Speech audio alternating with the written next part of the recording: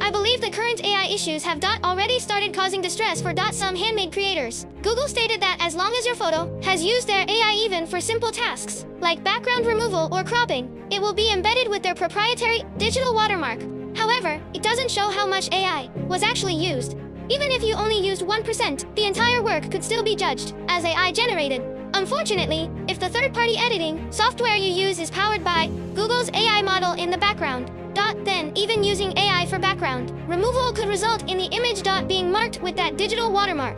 So when someone takes your photo and asks an AI about it, the AI may bluntly say that the image was AI generated or AI made. As a result, viewers might mistakenly believe that you fabricated the photo entirely using AI. I took a photo that I shot and asked whether it was AI generated. It replied that it wasn't, and it also didn't detect any Google AI digital watermark. It even gave me a detailed analysis explaining why the image had not used AI. Later, I told it that I had used AI to remove the passersby from the image. It then changed its response, saying that AI had been used and that it detected a SynthID digital watermark.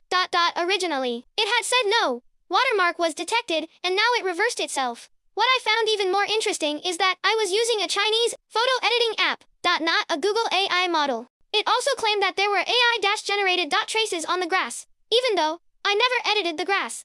In doing so, it essentially admitted to a serious misjudgment. Later, I took another landscape photo I had shot and used Google AI's eraser to remove some text from an advertisement.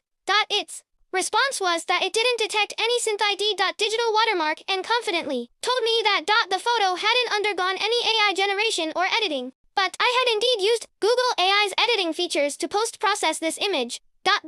This completely contradicts its earlier claim about the SynthID watermark policy. In other words, the SynthID digital watermark feature is completely ineffective. It can't even tell whether your work was generated by Google AI or is an actual photo you took.